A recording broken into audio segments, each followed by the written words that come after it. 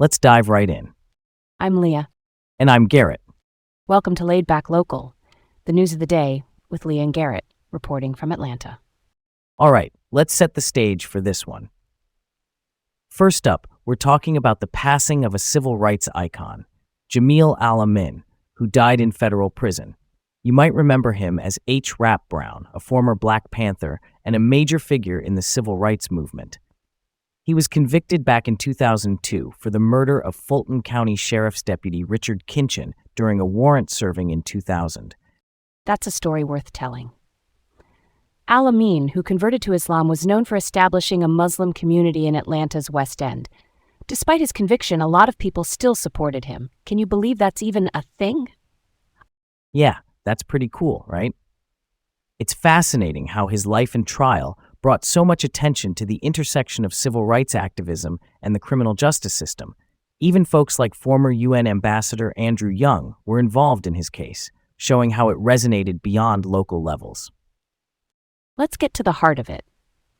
His story really highlights some deep issues within our justice system. It makes you wonder why such a figure maintained such a significant following despite the conviction.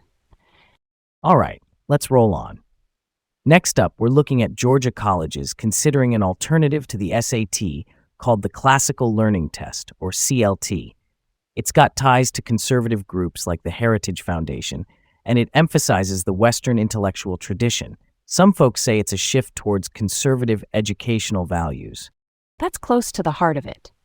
The University System of Georgia is thinking about letting its 26 public institutions accept this CLT.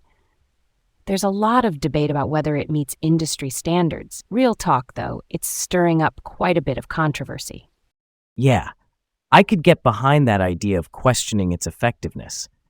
I mean, adopting a test with specific ideological ties is always going to be contentious.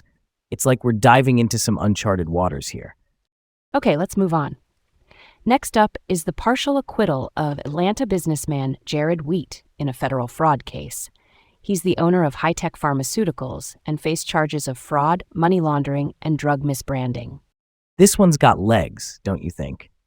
Despite facing multiple charges, he was only found guilty of a single count of wire fraud. It's a reminder of how complex proving fraud in the pharmaceutical industry can be. Let's dig deeper into this one. It's surprising he was only found guilty on one count.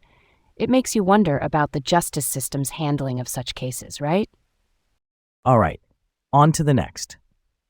Georgia Power is proposing to expand its power generation fleet by 10,000 megawatts. This is to meet the energy needs of data centers, but it might raise residential bills by $20 or more each month. Here's where it gets really interesting. The Georgia Public Service Commission is set to vote on this proposal soon. There are environmental concerns, and it's sparking a lot of discussion. Yeah, let's shed some light on this. It's a big deal for consumers and the environment. A $20 increase isn't small change for most people, and it's crucial we look at the wider implications. Moving right along. Last up, we're looking at Atlanta's Thanksgiving traffic surge. More than 2 million Georgians are expected to travel by car. The busiest times are projected to be from noon to 6 p.m. on Tuesday and Wednesday, and 5 to 8 p.m. on Sunday. That's a no-go for me. Holiday shopping and sports events will add to the congestion too, with the University of Georgia versus Georgia Tech football game and the Atlanta Hawks game happening. Yeah, it's wild that Thanksgiving is the biggest travel holiday of the year. It shows just how important family gatherings are, despite the traffic headaches. That's all for today from Laid Back Local, the news of the day with Leah and Garrett in Atlanta. Have a great day and join us again tomorrow.